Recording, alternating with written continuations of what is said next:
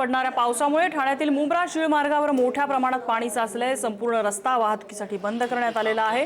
मुंब्रा शीळ मार्गावरती मोठी वाहतूक कोंडी झाली। अनेक चारचाकी आणि दुचाकी वाहनं पाण्याखाली गेलेली आहेत। हा बर्ड्स आय व्ह्यू आपण या रस्त्याचा बघतोय।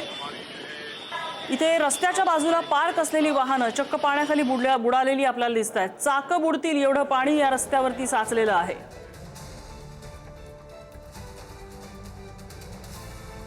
पाण्याचा निचरा होत नसल्यामुळे पाणी इथे साचलेलं आहे आणि पाण्यावरती अक्षरशः किळस येईल एवढा कचरा तरंगतोय।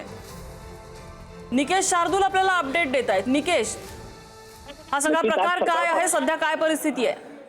नक्कीच आज सकाळपासूनच मुसळधार पावसाला ठाण्यामध्ये सुरुवात झालेली आहे आणि या पावसाचा फटका जो आहे तो आता रस्ते वाहतुकीवरती देखील पाहायला मिळतोय। ठाण्यातल्या अनेक सखोल भागामध्ये पाणी तुंबल्याची दृश्य जी आहेत ती पाहायला मिळते। मात्र सर्वात मोठा फटका जो आहे तो शीळ, डायगर, मुंब्रा या परिसरातील लोकांना आणि रस्ते वाहतुकीला वरती झालेला पाहायला मिळतोय। कारण आताची जर आपण दृश्य पाहिली तर ही शीळ, डायगर रस्ता मार्गावरची ही सर्व दृश्य आहेत। या मार्गावरती मोठ्या प्रमाणात पाणी साचल्याने हा संपूर्ण रस्ता जो आहे तो वाहतुकीसाठी पूर्णपणे बंद करण्यात आलेला आहे। त्यामुळे या मार्गावरती मोठ्या प्रमाणात वाहतूक कोंडी झाल्याचं चित्र पाहायला मिळतंय।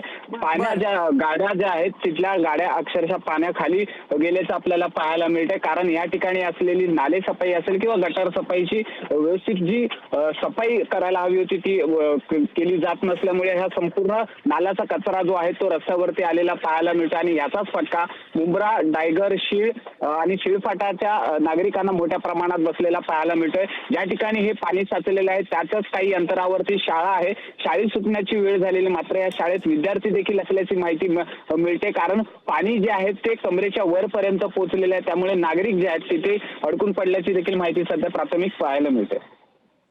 अगदी ही दृश्यच खूप बोलकी आहेत। म्हणजे एका बाजूला आपण जर बघितलं तर एका बाजूला रस्त्याच्या पूर्णपणे पाणी साचलेलं आहे। त्या साचलेल्या पाण्यावरती कचरा तरंगतोय। या पाण्याचा निचरा होण्यासाठी कुठलाही मार्ग दिसत नाहीये।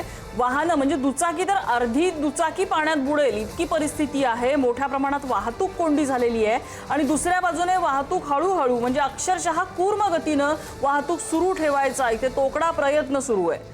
ठाण्यामधल्या शीळ, डायघर भागामधली ही परिस्थिती आपण बघतोय। निकेश, धन्यवाद या सगळ्या माहितीबद्दल।